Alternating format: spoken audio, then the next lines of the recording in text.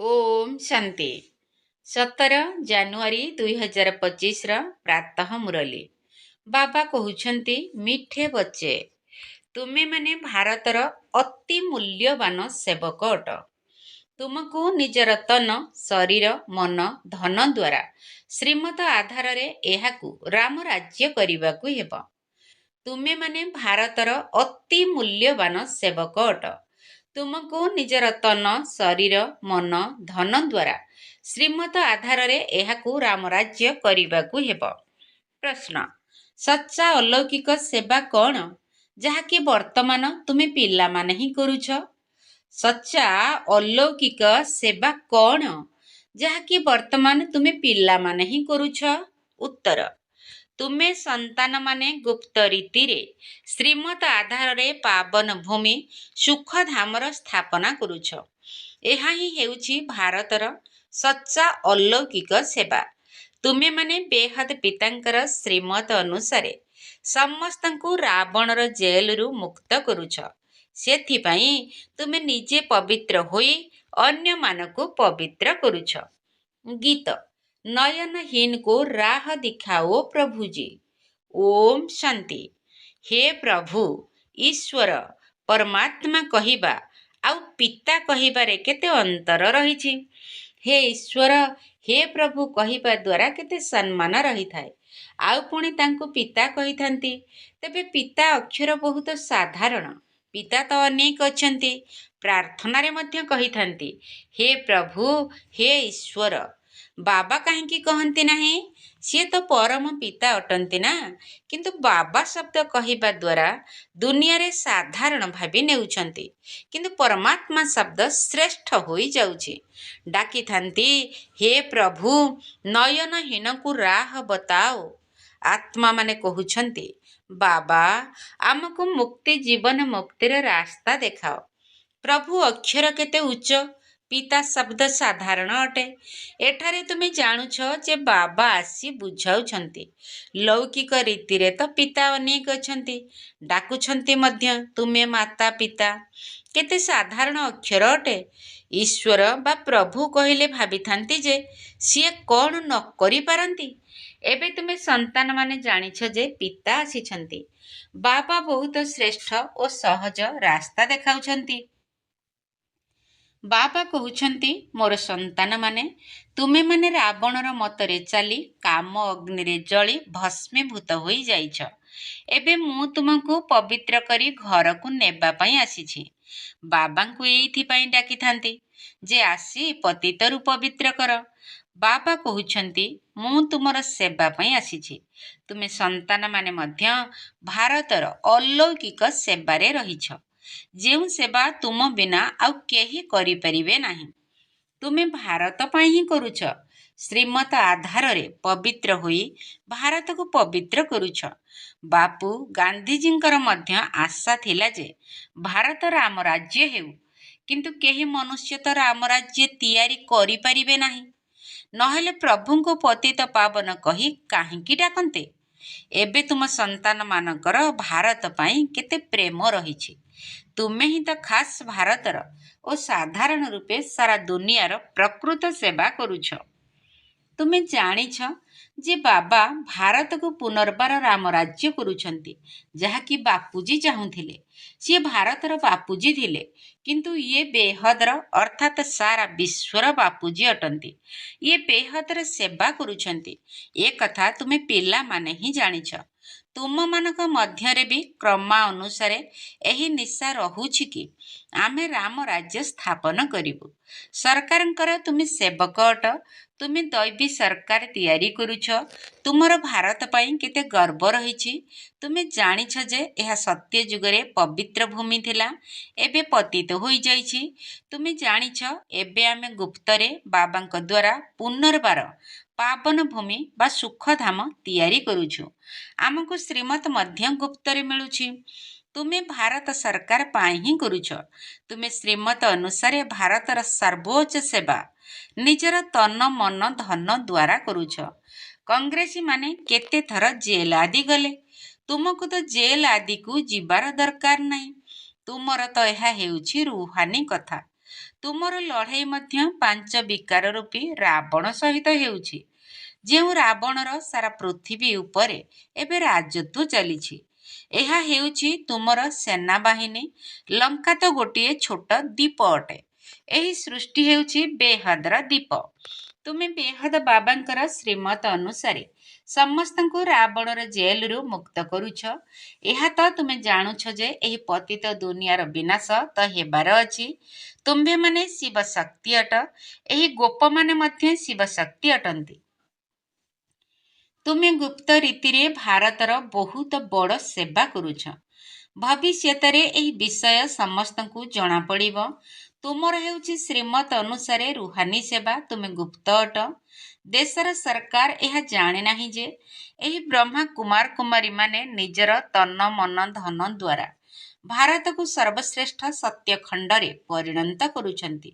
ଭାରତ ସତ୍ୟଖଣ୍ଡ ଥିଲା, ଏବେ ମିଥ୍ୟାଖଣ୍ଡ ହୋଇଯାଇଛି। ସତ୍ୟ ତ କେବଳ ଜଣେ ବାବା ହିଁ ଅଟନ୍ତି। ଏହା ମଧ୍ୟ କୁହାଯାଏ ଯେ ଗଡ୍ ଇଜ୍ ଟ୍ରୁଥ୍, ଅର୍ଥାତ୍ ଭଗବାନ ସତ୍ୟ ଅଟନ୍ତି। ତୁମକୁ ଏବେ ନରରୁ ନାରାୟଣ ହେବାର ସତ୍ୟ ଶିକ୍ଷା ଦେଉଛନ୍ତି।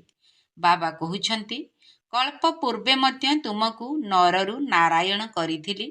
ରାମାୟଣରେ ତ କଣ କଣ କଥା ସବୁ ଲେଖି ଦେଇଛନ୍ତି। କହୁଛନ୍ତି ରାମ ବାନର ସେନା ନେଇଥିଲେ। ତୁମେ ହିଁ ପ୍ରଥମେ ବାନର ସଦୃଶ ଥିଲ। ଗୋଟିଏ ସୀତାଙ୍କର ତ କଥା ନୁହେଁ। ବାବା ବୁଝାଉଛନ୍ତି, ମୁଁ କିପରି ରାବଣ ରାଜ୍ୟର ବିନାଶ କରାଇ ରାମ ରାଜ୍ୟ ସ୍ଥାପନ କରୁଛି। ଏଥିରେ କୌଣସି କଷ୍ଟ କରିବାର କଥା ନାହିଁ। ସେମାନେ ତ କେତେ ଖର୍ଚ୍ଚ କରୁଛନ୍ତି। ରାବଣର ପ୍ରତିମା ତିଆରି କରି ପୁଣି ତାକୁ ଜଳାଉଛନ୍ତି। କିଛି ବି ବୁଝୁନାହାନ୍ତି। ବଡ଼ ବଡ଼ ଲୋକମାନେ ସବୁ ଦେଖିବାକୁ ଯାଆନ୍ତି, ବିଦେଶୀମାନଙ୍କୁ ମଧ୍ୟ ଦେଖାନ୍ତି, କିନ୍ତୁ କିଛି ବି ବୁଝନ୍ତି ନାହିଁ। ଏବେ ବାବା ବୁଝାଉଛନ୍ତି। ତେଣୁ ତୁମ ପିଲାମାନଙ୍କର ମନ ଭିତରେ ଉମଙ୍ଗ ଉତ୍ସାହ ରହିଛି କି ଆମେ ଭାରତର ପ୍ରକୃତ ଆତ୍ମିକ ସେବା କରୁଛୁ, ଆଉ ସାରା ଦୁନିଆ ରାବଣ ମତରେ ଅଛି। ତୁମେ ରାମଙ୍କର ଶ୍ରୀମତରେ ଅଛ। ରାମ କୁହ ବା ଶିବ କୁହ, ନାମ ତ ବହୁତ ରଖି ଦେଇଛନ୍ତି।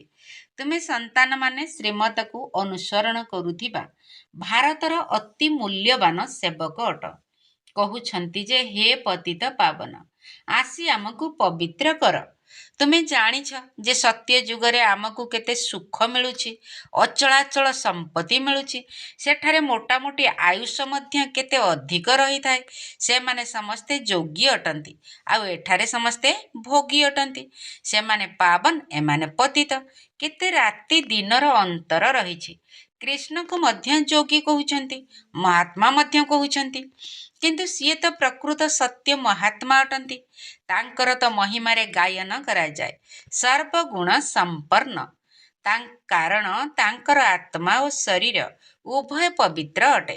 ସନ୍ନ୍ୟାସୀମାନେ ତ ଗୃହସ୍ଥୀମାନଙ୍କ ନିକଟରେ ବିକାର ଦ୍ୱାରା ଜନ୍ମ ନେଇ ପୁଣି ସନ୍ନ୍ୟାସୀ ହୋଇଥାନ୍ତି। ଏହି କଥା ଏବେ ତୁମ୍ଭମାନଙ୍କୁ ବାବା ବୁଝାଉଛନ୍ତି। ବର୍ତ୍ତମାନ ମନୁଷ୍ୟମାନେ ତ ନୀତିଭ୍ରଷ୍ଟ, ଅସାଧୁ, ଦୁଃଖୀ ଅଟନ୍ତି। ସତ୍ୟ ଯୁଗରେ ଦେଖ କିପରି ଥିଲେ। ଧାର୍ମିକ, ନୀତିନିଷ୍ଠ ଥିଲେ, 100% ଧନବାନ ଥିଲେ, ସଦା ସୁଖରେ ରହୁଥିଲେ। ତେବେ ଦେଖ କେତେ ରାତି ଦିନର ଅନ୍ତର ହୋଇଗଲା। ଏହା ତୁମେ ହିଁ ସଠିକ ରୂପେ ଜାଣିଛ। ଏହା କ'ଣ କାହାକୁ ଜଣା ଅଛି କି ଭାରତ ସ୍ୱର୍ଗରୁ ନର୍କ କିପରି ହୋଇଛି? ଲକ୍ଷ୍ମୀ ନାରାୟଣଙ୍କ ପୂଜା କରୁଛନ୍ତି, ମନ୍ଦିର ନିର୍ମାଣ କରୁଛନ୍ତି, କିନ୍ତୁ କିଛି ବୁଝୁନାହାନ୍ତି। ବାବା ବୁଝାଉଛନ୍ତି। ଯେଉଁମାନେ ବହୁତ ଉଚ୍ଚ ପଦରେ ଅଛନ୍ତି, ବିଡଲାଙ୍କୁ ମଧ୍ୟ ବୁଝାଇ ପାରିବ ଏହି ଲକ୍ଷ୍ମୀ ନାରାୟଣ ଏହି ପଦ କିପରି ପାଇଲେ। ଏମାନେ ଏଭଳି କି ଶ୍ରେଷ୍ଠ କର୍ମ କରିଥିଲେ ଯେ ତାଙ୍କର ମନ୍ଦିର ତିଆରି କରିଛନ୍ତି। ଦେବୀ ଦେବତାଙ୍କ କର୍ତ୍ତବ୍ୟକୁ ନ ଜାଣି ପୂଜା କରିବା ମଧ୍ୟ ପଥର ପୂଜା ଅଥବା କଣ୍ଢେଇ ପୂଜା କରିବା ସହିତ ସମାନ ହୋଇଗଲା। ଅନ୍ୟ ଧର୍ମାବଲମ୍ବୀମାନେ ତ ଜାଣନ୍ତି ଖ୍ରୀଷ୍ଟ ଅମୁକ ସମୟରେ ଆସିଥିଲେ, ପୁଣି ଆସିବେ। ତେବେ ତୁମ ସନ୍ତାନମାନଙ୍କର କେତେ ରୁହାନୀ ଗୁପ୍ତ ଅଭିମାନ ରହିବା ଉଚିତ। ଆତ୍ମା ଖୁସି ହେବା ଉଚିତ। ଅଧାକଳ୍ପ ଦେହ ଅଭିମାନୀ ହୋଇଛ। ଏବେ ବାବା କହୁଛନ୍ତି ଅଶରୀରୀ ହୁଅ, ନିଜକୁ ଆତ୍ମା ବୋଲି ଭାବ। ଆମର ଆତ୍ମା ବାବାଙ୍କ ଠାରୁ ଶୁଣୁଛି। ଅନ୍ୟ ସତ୍ସଙ୍ଗ ମାନଙ୍କରେ କେବେ ଏପରି ଭାବିବେ ନାହିଁ। ଇଏ ଆତ୍ମିକ ପିତା ଆତ୍ମାମାନଙ୍କୁ ବସି ବୁଝାଉଛନ୍ତି। ଆତ୍ମା ହିଁ ସବୁ କିଛି ଶୁଣୁଛି ନା। ଆତ୍ମା କହୁଛି ମୁଁ ପ୍ରଧାନମନ୍ତ୍ରୀ ଅଟେ। ଅମୁକ ଅଟେ। ଆତ୍ମା ହିଁ ଶରୀର ଦ୍ୱାରା କହିଲା ଯେ ମୁଁ ପ୍ରଧାନମନ୍ତ୍ରୀ ଅଟେ। ଏବେ ତୁମେ କହୁଛ ମୁଁ ଆତ୍ମା ପୁରୁଷାର୍ଥ କରି ସ୍ୱର୍ଗର ଦେବୀ ଦେବତା ହେଉଛି। ମୁଁ ଆତ୍ମା, ଏହା ମୋର ଶରୀର ଅଟେ। ଦେହୀ ଅଭିମାନୀ ହେବାରେ ହିଁ ବହୁତ ମେହନତ ଲାଗିଥାଏ। ଘଡ଼ି ଘଡ଼ି ନିଜକୁ ଆତ୍ମା ଭାବି ବାବାଙ୍କୁ ମନେ ପକାଉଥାଅ, ତେବେ ବିକର୍ମ ବିନାଶ ହୋଇଯିବ। ତୁମେ ହେଉଛ ଶ୍ରେଷ୍ଠ ଆଜ୍ଞାକାରୀ ସେବକ। ଗୁପ୍ତ ରୀତିରେ କର୍ତ୍ତବ୍ୟ କରୁଛ, ତେଣୁ ନିଶା ମଧ୍ୟ ଗୁପ୍ତରେ ରହିବା ଦରକାର। ଆମେ ହେଉଛୁ ସରକାରଙ୍କର ଆତ୍ମିକ ସେବକ। ଭାରତକୁ ସ୍ୱର୍ଗ କରୁଛୁ। ବାପୁଜୀ ମଧ୍ୟ ଚାହୁଁଥିଲେ ନୂଆ ଦୁନିଆରେ ନୂଆ ଭାରତ ହେଉ, ନୂଆ ଦିଲ୍ଲୀ ହେଉ। ଏବେ ନୂଆ ଦୁନିଆ ତ ନାହିଁ। ଏହି ପୁରୁଣା ଦିଲ୍ଲୀ ଶ୍ମଶାନ ହୋଇଯାଇଛି, ପୁଣି ପରିସ୍ଥାନ ହେବାର ଅଛି। ଏବେ ଏହାକୁ ପରିସ୍ଥାନ କୁହାଯିବ ନାହିଁ। ନୂଆ ଦୁନିଆରେ ପରିସ୍ଥାନ, ନୂଆ ଦିଲ୍ଲୀ ତୁମେ ହିଁ ତିଆରି କରୁଛ। ଏହା ବହୁତ ବୁଝିବାର କଥା। ଏହି କଥା ଭୁଲିବା ଉଚିତ ନୁହେଁ। ଭାରତକୁ ପୁନର୍ବାର ସୁଖଧାମ କରିବା କେତେ ଶ୍ରେଷ୍ଠ କାର୍ଯ୍ୟ ଅଟେ। ଡ୍ରାମା ପ୍ଲାନ୍ ଅନୁସାରେ ସୃଷ୍ଟିକୁ ପୁରୁଣା ହେବାର ହିଁ ଅଛି। ଏହା ଦୁଃଖଧାମ ଅଟେ ନା? ଦୁଃଖହର୍ତ୍ତା ସୁଖକର୍ତ୍ତା ଏକମାତ୍ର ବାବାଙ୍କୁ ହିଁ କୁହାଯାଏ। ତୁମେ ଜାଣିଛ ଯେ ବାବା 5000 ବର୍ଷ ପରେ ଆସି ଦୁଃଖୀ ଭାରତକୁ ସୁଖୀ କରୁଛନ୍ତି, ସୁଖ ବି ଦେଉଛନ୍ତି ଏବଂ ଶାନ୍ତି ମଧ୍ୟ ଦେଉଛନ୍ତି। ମନୁଷ୍ୟ କହୁଛନ୍ତି ଯେ ମନକୁ ଶାନ୍ତି କିପରି ମିଳିବ? ତେବେ ଶାନ୍ତି ତ ଶାନ୍ତିଧାମ, ସୁଇଟ୍ ହୋମ୍ରେ ମିଳିବ। ତାହାକୁ କୁହାଯାଏ ଶାନ୍ତିଧାମ। ଯେଉଁଠି ଶବ୍ଦ ନାହିଁ, ଦୁଃଖ ନାହିଁ, ସେଠାରେ ସୂର୍ଯ୍ୟ ଚନ୍ଦ୍ର ଆଦି ମଧ୍ୟ ନଥାନ୍ତି। ଏବେ ତୁମ ସନ୍ତାନମାନଙ୍କୁ ଏ ସମସ୍ତ ଜ୍ଞାନ ମିଳିଛି। ବାବା ମଧ୍ୟ ଆସି ଆଜ୍ଞାକାରୀ ସେବକ ହୋଇଛନ୍ତି ନା? କିନ୍ତୁ ବାବାଙ୍କୁ ତ ବିଲକୁଲ ଜାଣନ୍ତି ହିଁ ନାହିଁ। ସମସ୍ତଙ୍କୁ ମହାତ୍ମା କହିଦେଉଛନ୍ତି। ବର୍ତ୍ତମାନ ମହାନ ଆତ୍ମା ତ ସ୍ୱର୍ଗ ଦୁନିଆ ବ୍ୟତୀତ ଆଉ କେଉଁଠାରେ ହୋଇପାରିବେ ନାହିଁ। ସେଠାରେ ଆତ୍ମାମାନେ ପବିତ୍ର ଥାଆନ୍ତି, ତେଣୁ ଶାନ୍ତି ସମୃଦ୍ଧି ମଧ୍ୟ ଥାଏ। ଏବେ ପବିତ୍ରତା ନାହିଁ ତ କିଛି ବି ନାହିଁ। ପବିତ୍ରତାର ହିଁ ମାନ ରହିଛି। ଦେବତାମାନେ ପବିତ୍ର ଅଟନ୍ତି, ସେଥିପାଇଁ ତ ତାଙ୍କ ନିକଟରେ ମୁଣ୍ଡ ନୁଆଇଥାନ୍ତି। ପବିତ୍ରକୁ ପାବନ, ଅପବିତ୍ରକୁ ପତିତ କୁହାଯାଏ। ଇଏ ହେଉଛନ୍ତି ସାରା ବିଶ୍ୱର ବେହଦର ବାପୁଜୀ। ଏପରି ତ ମେୟରଙ୍କୁ ମଧ୍ୟ ସିଟି ଫାଦର ବା ନଗର ପିତା କୁହାଯାଏ। ସେଠାରେ ଏହିପରି କିଛି କଥା ହେବ ନାହିଁ। ସେଠାରେ ତ ନିୟମାନୁସାରେ ରାଜ୍ୟ ଚାଲେ। ଡାକିଥାନ୍ତି ମଧ୍ୟ, ହେ ପତିତ ପାବନ ଆସ। ଏବେ ବାବା କହୁଛନ୍ତି ପବିତ୍ର ହୁଅ। ତେବେ କହୁଛନ୍ତି ଏହା କିପରି ହେବ? ପୁଣି ସନ୍ତାନ କିପରି ଜନ୍ମ ହେବେ? ସୃଷ୍ଟିର ବୃଦ୍ଧି କିପରି ହେବ? ଏମାନଙ୍କୁ ଏହା ଜଣା ନାହିଁ ଯେ ଲକ୍ଷ୍ମୀ ନାରାୟଣ ସମ୍ପୂର୍ଣ୍ଣ ପବିତ୍ର ଥିଲେ। ତୁମ ସନ୍ତାନମାନଙ୍କୁ କେତେ ବିରୋଧ ସହନ କରିବାକୁ ପଡ଼ୁଛି। କଳ୍ପ ପୂର୍ବେ ଡ୍ରାମାରେ ଯାହା ହୋଇଥିଲା ତାହାର ପୁନରାବୃତ୍ତି ହେଉଛି। ଏପରି ନୁହେଁ ଯେ ଡ୍ରାମାରେ ଯଦି ଥିବ ତେବେ ମିଳିବ, ଏହା କହି ଅଟକି ଯିବାର ଅଛି। ସ୍କୁଲରେ ଏପରି ବସି ରହିଲେ କ'ଣ କେହି ପାସ୍ ହୋଇଯିବେ? ପ୍ରତ୍ୟେକ ଜିନିଷ ପାଇଁ ମନୁଷ୍ୟମାନଙ୍କର ପୁରୁଷାର୍ଥ ଚାଲିଥାଏ। ବିନା ପୁରୁଷାର୍ଥରେ ପାଣି ବି ମିଳିପାରିବ ନାହିଁ। ସେକେଣ୍ଡ ପ୍ରତି ସେକେଣ୍ଡ ଯେଉଁ ପୁରୁଷାର୍ଥ ଚାଲେ ତାହା ପ୍ରାରବ୍ଧ ପାଇଁ। ଏଠାରେ ବେହଦର ସୁଖ ପାଇଁ ବେହଦର ପୁରୁଷାର୍ଥ କରିବାର ଅଛି। ବର୍ତ୍ତମାନ ହେଉଛି ବ୍ରହ୍ମାଙ୍କର ରାତି, ଯାହାକି ବ୍ରାହ୍ମଣମାନଙ୍କର ବି ରାତି। ପୁଣି ବ୍ରାହ୍ମଣମାନଙ୍କର ଦିନ ହେବ। ଶାସ୍ତ୍ରରେ ମଧ୍ୟ ପଢ଼ୁଥିଲେ, କିନ୍ତୁ କିଛି ବୁଝୁନଥିଲେ। ଏହି ବ୍ରହ୍ମା ବାବା ନିଜେ ବସି ରାମାୟଣ, ଭାଗବତ ଆଦି ଶୁଣାଉଥିଲେ। ପଣ୍ଡିତ ହୋଇ ବସୁଥିଲେ। ଏବେ ବୁଝୁଛନ୍ତି ତାହା ତ ହେଉଛି ଭକ୍ତି ମାର୍ଗ। ଭକ୍ତି ଅଲଗା, ଜ୍ଞାନ ହେଉଛି ଅଲଗା ଜିନିଷ। ବାବା କହୁଛନ୍ତି ତୁମେ ସବୁ କାମ ଅଗ୍ନିରେ ପଡ଼ି କଳା ହୋଇଯାଇଛ। କୃଷ୍ଣକୁ ମଧ୍ୟ ଶ୍ୟାମ ସୁନ୍ଦର କୁହନ୍ତି ନା? ପୂଜାରୀମାନେ ଅନ୍ଧ ଶ୍ରଦ୍ଧାଳୁ ଅଟନ୍ତି। କେତେ ଭୂତ ପୂଜା ଚାଲିଛି। ଶରୀରର ପୂଜା ଅର୍ଥାତ୍ 5 ତତ୍ତ୍ୱର ପୂଜା ହୋଇଗଲା। ଏହାକୁ କୁହାଯାଏ ବ୍ୟଭିଚାରୀ ପୂଜା। ପ୍ରଥମେ ଭକ୍ତି ଅବ୍ୟଭିଚାରୀ ଥିଲା। ଏକମାତ୍ର ଶିବଙ୍କର ହିଁ ପୂଜା ହେଉଥିଲା। ଏବେ ତ ଦେଖ କି ପୂଜା ସବୁ ହୋଇ ଚାଲିଛି। ବାବା ଆଶ୍ଚର୍ଯ୍ୟଜନକ ଦୃଶ୍ୟ ମଧ୍ୟ ଦେଖାଇଥାନ୍ତି, ଜ୍ଞାନ ମଧ୍ୟ ବୁଝାଉଛନ୍ତି। ଆମକୁ କଣ୍ଟାରୁ ଫୁଲ କରୁଛନ୍ତି। ସ୍ୱର୍ଗକୁ ଫୁଲର ବଗିଚା କୁହାଯାଏ। କରାଚିରେ ଜଣେ ମୁସଲମାନ ଜଗୁଆଳି ରହୁଥିଲା। ସିଏ ମଧ୍ୟ ଧ୍ୟାନରେ ଯାଉଥିଲା। କହୁଥିଲା ଯେ ମୁଁ ସ୍ୱର୍ଗକୁ ଗଲି, ଖୁଦା ଈଶ୍ୱର ମୋତେ ଫୁଲ ଦେଲେ। ତାକୁ ବହୁତ ମଜା ଲାଗୁଥିଲା। ଆଶ୍ଚର୍ଯ୍ୟ ଅଟେ ନା? ଦୁନିଆରେ ତ ସପ୍ତାଶ୍ଚର୍ଯ୍ୟ କହୁଛନ୍ତି। ବାସ୍ତବରେ ସ୍ୱର୍ଗ ହେଉଛି ବିଶ୍ୱର ସବୁଠାରୁ ଆଶ୍ଚର୍ଯ୍ୟ। ଏହା କାହାକୁ ବି ଜଣା ନାହିଁ। ତୁମକୁ କେତେ ଫାଷ୍ଟ କ୍ଲାସ୍ ଜ୍ଞାନ ମିଳିଛି, ତୁମର କେତେ ଖୁସି ହେବା ଦରକାର। ବାପ ଦାଦା ସର୍ବୋଚ୍ଚ ଅଟନ୍ତି, କିନ୍ତୁ କେତେ ସାଧାରଣ ରହୁଛନ୍ତି। ବାବାଙ୍କର ହିଁ ମହିମା ଗାନ କରାଯାଏ। ସିଏ ନିରାକାର, ନିରହଙ୍କାରୀ ଅଟନ୍ତି। ବାବାଙ୍କୁ ତ ଆସି ସେବା କରିବାର ଅଛି ନା। ପିତା ସର୍ବଦା ସନ୍ତାନମାନଙ୍କର ସେବା କରି ତାଙ୍କୁ ଧନ ସମ୍ପତ୍ତି ଦେଇ ନିଜେ ବାନପ୍ରସ୍ଥ ଅବସ୍ଥାକୁ ଚାଲିଯାଆନ୍ତି। ସନ୍ତାନମାନଙ୍କୁ ମୁଣ୍ଡରେ ବସାନ୍ତି। ତୁମେ ସନ୍ତାନମାନେ ବିଶ୍ୱର ମାଲିକ ହେଉଛ।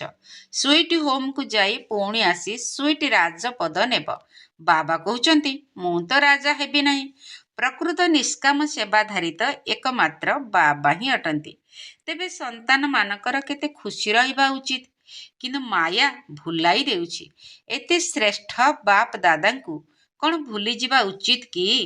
ଜେଜେ ବାପାଙ୍କର ସମ୍ପତ୍ତିକୁ ନେଇ ନାତିମାନଙ୍କ ମନରେ କେତେ ଅଭିମାନ ରହିଥାଏ। ତୁମକୁ ତ ଶିବ ବାବା ମିଳିଛନ୍ତି, ସମ୍ପତ୍ତି ତାଙ୍କର ଅଟେ। ବାବା କହୁଛନ୍ତି, ମୋତେ ମନେ ପକାଅ ଏବଂ ଦୈବୀ ଗୁଣ ଧାରଣ କର।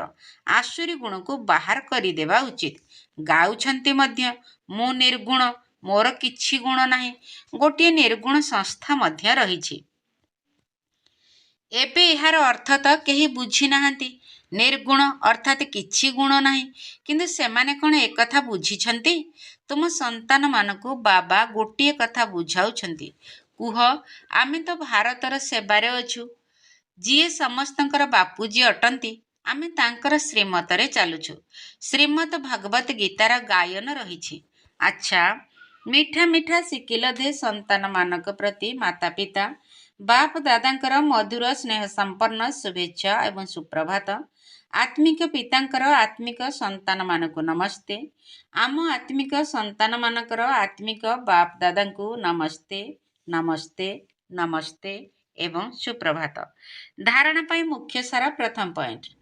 ଯେପରି ଉଚ୍ଚରୁ ଉଚ୍ଚ ବାପ ଦାଦା ଅତି ସାଧାରଣ ଭାବରେ ରହୁଛନ୍ତି, ସେହିପରି ବହୁତ ବହୁତ ସାଧାରଣ, ନିରାକାରୀ ଏବଂ ନିରହଙ୍କାରୀ ହୋଇ ରହିବାକୁ ହେବ। ବାବାଙ୍କ ଦ୍ୱାରା ଯେଉଁ ଫାଷ୍ଟ କ୍ଲାସ୍ ଅର୍ଥାତ୍ ଶ୍ରେଷ୍ଠ ଜ୍ଞାନ ମିଳିଛି, ତାହାର ଚିନ୍ତନ କରିବାକୁ ହେବ। ଯେପରି ଉଚ୍ଚରୁ ଉଚ୍ଚ ବାପ ଦାଦା ଅତି ସାଧାରଣ ଭାବରେ ରହୁଛନ୍ତି, ସେହିପରି ବହୁତ ବହୁତ ସାଧାରଣ, ନିରାକାରୀ ଏବଂ ନିରହଙ୍କାରୀ ହୋଇ ରହିବାକୁ ହେବ। ବାବାଙ୍କ ଦ୍ୱାରା ଯେଉଁ ଫାଷ୍ଟ କ୍ଲାସ୍ ଅର୍ଥାତ୍ ଶ୍ରେଷ୍ଠ ଜ୍ଞାନ ମିଳିଛି, ତାହାର ଚିନ୍ତନ କରିବାକୁ ହେବ। ଦ୍ୱିତୀୟ ପଏଣ୍ଟ, ଡ୍ରାମା ଯାହାର କି ଅବିକଳ ପୁନରାବୃତ୍ତି ହେଉଛି। ଏଥିରେ ବେହଦର ପୁରୁଷାର୍ଥ କରି ବେହଦର ସୁଖ ପ୍ରାପ୍ତି କରିବାକୁ ହେବ। କେବେ ବି ଡ୍ରାମା କହି ଅଟକି ଯିବାର ନାହିଁ। ପ୍ରାରବ୍ଧ ପାଇବା ପାଇଁ ପୁରୁଷାର୍ଥ ନିଶ୍ଚିତ କରିବାକୁ ହେବ। ଡ୍ରାମା ଯାହାର କି ଅବିକଳ ପୁନରାବୃତ୍ତି ହେଉଛି। ଏଥିରେ ବେହଦର ପୁରୁଷାର୍ଥ କରି ବେହଦର ସୁଖ ପ୍ରାପ୍ତି କରିବାକୁ ହେବ। କେବେ ବି ଡ୍ରାମା କହି ଅଟକି ଯିବାର ନାହିଁ। ପ୍ରାରବ୍ଧ ପାଇବା ପାଇଁ ପୁରୁଷାର୍ଥ ନିଶ୍ଚିତ କରିବାକୁ ହେବ। ବରଦାନ, ଅବ୍ୟକ୍ତ ସ୍ୱରୂପର ସାଧନା ଦ୍ୱାରା ଶକ୍ତିଶାଳୀ ବାତାବରଣ ସୃଷ୍ଟି କରୁଥିବା ଅବ୍ୟକ୍ତ ଫରିସ୍ତା ଭବ। ଅବ୍ୟକ୍ତ ସ୍ୱରୂପର ସାଧନା ଦ୍ୱାରା ଶକ୍ତିଶାଳୀ ବାତାବରଣ ସୃଷ୍ଟି କରୁଥିବା ଅବ୍ୟକ୍ତ ଫରିସ୍ତା ଭବ। ବାତାବରଣକୁ ଶକ୍ତିଶାଳୀ କରିବାର ସାଧନ ହେଲା ନିଜର ଅବ୍ୟକ୍ତ ସ୍ୱରୂପର ସାଧନା। ତେଣୁ ଏଥିପ୍ରତି ବାରମ୍ବାର ଧ୍ୟାନ ଦେବାକୁ ହେବ। କାହିଁକି ନା ଯେଉଁ କଥା ପାଇଁ ସାଧନା କରିବାକୁ ପଡ଼େ, ସେହି କଥା ପ୍ରତି ସର୍ବଦା ଧ୍ୟାନ ରହିଥାଏ। ତେଣୁ ଅବ୍ୟକ୍ତ ରୂପର ସାଧନାର ଅର୍ଥ ହେଲା ବାରମ୍ବାର ଧ୍ୟାନ ଦେବାର ତପସ୍ୟା କରିବା।